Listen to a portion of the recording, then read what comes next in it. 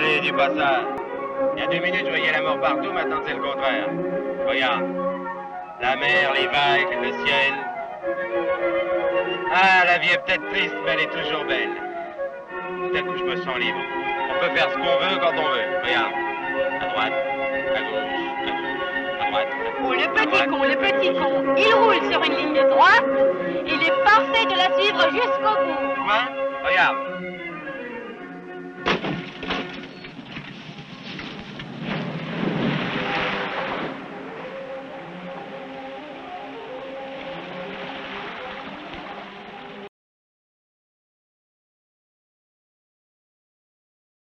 Well, hello. How are you guys doing? Putting aside this ranking nonsense for a minute to talk about some other things involving records, like I used to do more of. Just want to talk about some records that recently came into my life. So short story long, I work at a toy factory in the paint division. And the other day, a couple weeks ago, there was a guy that I've worked with almost the entire time that I've been there, or the entire time that I've been there. And it was his last day. He was getting out of the business. And so I went downstairs to say bye to him and talk with him for a minute. And as he was packing up his things, under his arm, he had a record. And I was like, well, what you got there? And it was the Jaco Pastorius record, the self-titled record. I was like, oh, cool. Like, you always had that here? And he was like, no, I just got it. One of the other guys that works here gave it to me and found it here. And I was like, are you fucking kidding me? Like, here? So, basically, the toy factory that I work at one point in time, back when they cared about these things, they had a kind of like internal radio like station division that they kind of had for morale. They would play music for the employees as they worked. As we know, as automation came in and they quit caring about factory workers, they did away with that. But upstairs, they had boxes of records in storage. And I have actually seen these before. I have known about them for close to a decade. And I looked through them years ago. But I didn't really look through all of them, apparently. My recollection of it is, someone said there's some records upstairs if you're interested in records. So I went up there, looked through the boxes at the time, and I flipped through probably the first like 30, 40 records, and it was all like Barry Manilow. There was a lot of kind of like some classical that I just don't know anything about. But a lot of like kind of themed classical or themed instrumental music, like music from Disney, things like that. And so I just figured, well, all the boxes are just full of that, knowing the history of the place and everything at the time. But then now here is this guy leaving, and he's got the self-titled Jaco Pastorius record in his hands. So the guy that gave it to him, Ted, I went to Ted and I said, dude, did you find other stuff in there? He was like, yeah, like I went through every single one and I found some other good stuff. Like he's like, I got a stack kind of pulled aside. There's like actually some really good like jazz in there and stuff. And I was like, are you serious? So I went back upstairs with him and we just combed through them again. And I just combed through them and he showed me some of the ones he had. He had Herbie Hancock's Imperial Isles. He had, there was like a McCoy Tyner record. It was like one of the later ones, later 70s, maybe early 80s. Tyner records. Hold on a second.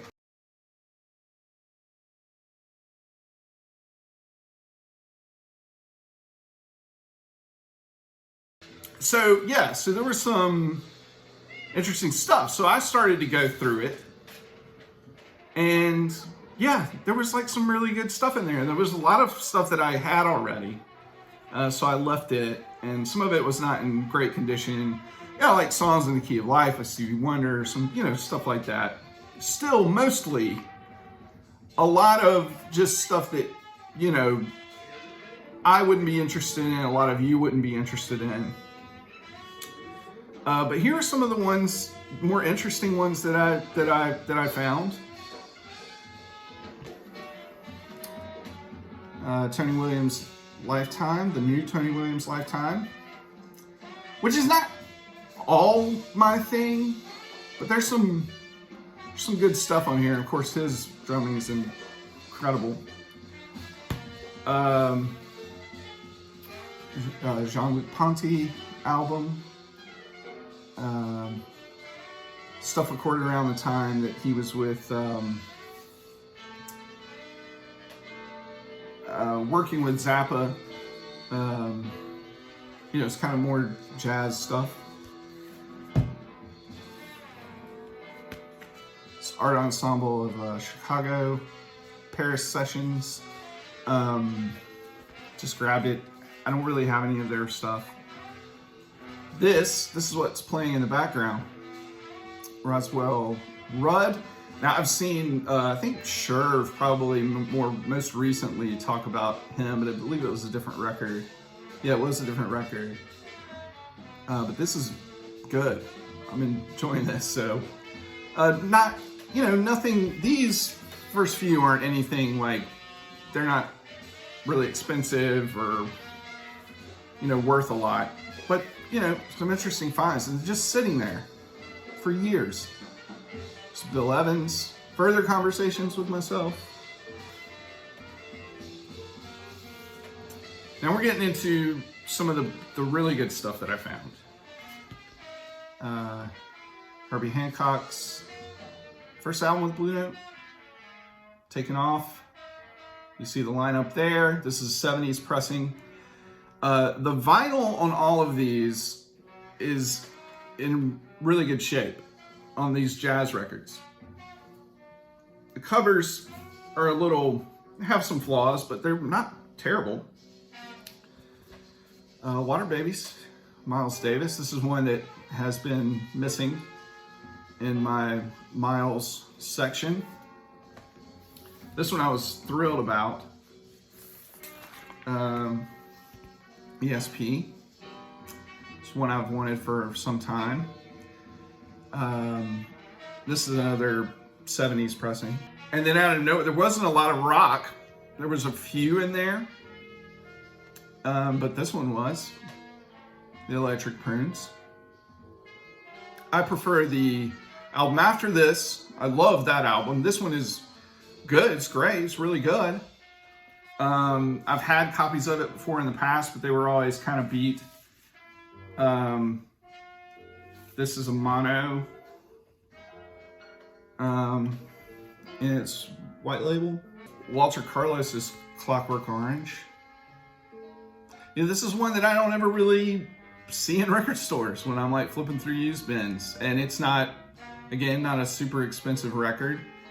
Online if you want to go get a copy of it, but it's just cool to find just sitting there. This one I was thrilled to find. Steve Reich, Music for 18 Musicians. And you know, this is one that a lot of people love and are after. It's not, again, not super expensive online if you want to buy it secondhand.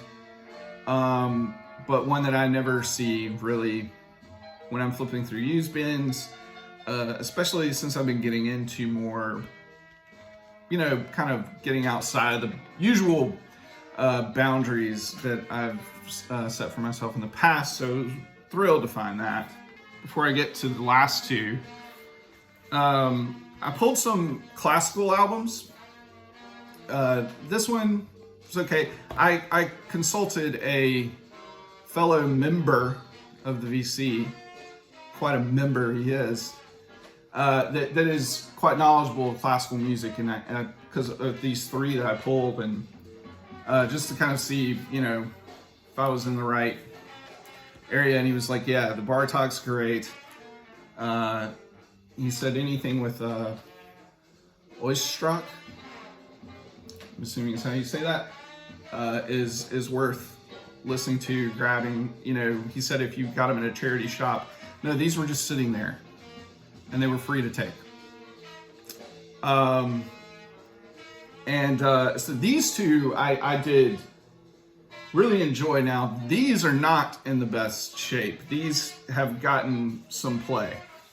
And with the quieter moments, there's a lot of noise. So I don't know if they're worth holding on to. I don't know much about classical.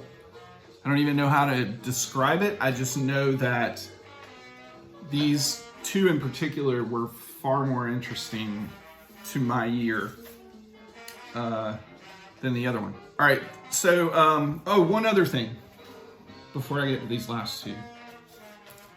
So the commercial, the marketing department had a lot of library music. It's not cool, hip Italian library music, but it is music de Wolf, which is one of the originators of library music. And you know, the Music de Wolf was based out of the UK. These are all stamped with the de Wolf Music Library based in New York. So they were brought in, ordered from New York. You know, there's some Moog. They're really, actually pretty interesting, cool covers, I think. This is like modern orchestral. I haven't listened to all of these. Again, some more orchestral stuff. Another modern orchestra. This one looks really cool. It's electronic synthesizer music.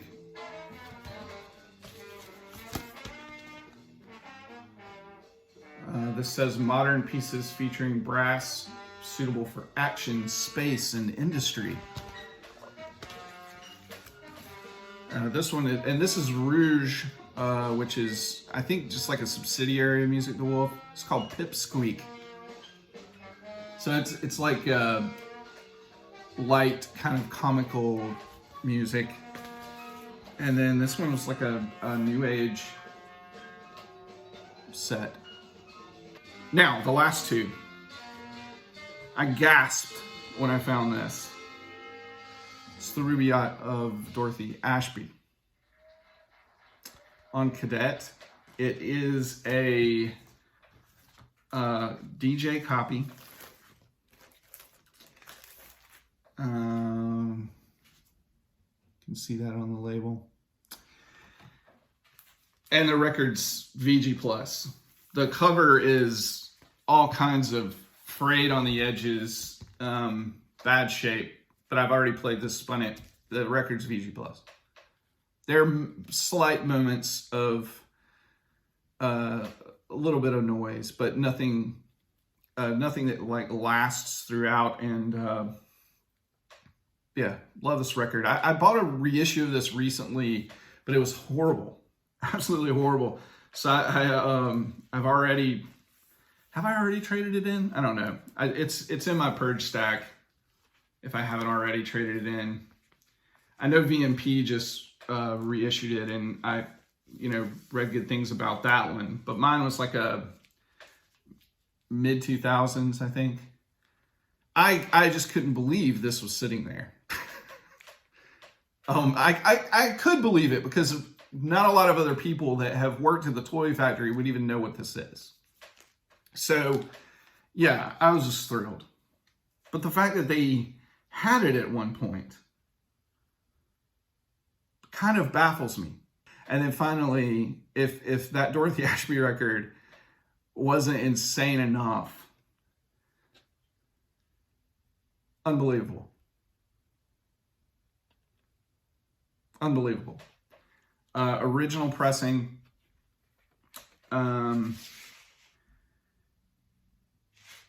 Minty clean. The cover's a little, borderline VG. But I mean, blown away when I found this. And all of those were free records just sitting there. And the fact that I've known about them for so long and thought that it was all just junk, I missed out on some good stuff that other guy grabbed. That Imperial Isles. Oh, I would love to have that one, especially. But and the Jaco Pastorius. Yeah, just they're just sitting there for years. I talked to one of the department heads, and he oversees building maintenance as well. He works in the mechanics department, and so they would be, in control of what we store and keep. And he said that they're just sitting there, and he was happy that if anybody wanted to take them, that would actually get some kind of enjoyment out of them. So I'm trying to get rid of them. The ones that I grabbed, there were some that I just couldn't let sit there. I had to take them. So I'm trying to give them away to other people because I got them for free. So anyway, just thought I'd share. Hope everybody's doing well out there. I have some other free records that I received as VCLT that I will talk about in another video. I'm kind of, I might have one of those kind of hodgepodge videos that I have done in the past that are kind of nonsensical, where I just kind of talk about random shit at different times. I might have one of those coming up. I'll probably show off the VCLT then. Hope everybody's doing well. Thanks for sitting through this ramble, and we'll talk to you later. All right, bye. Digital gramophone makes no sense.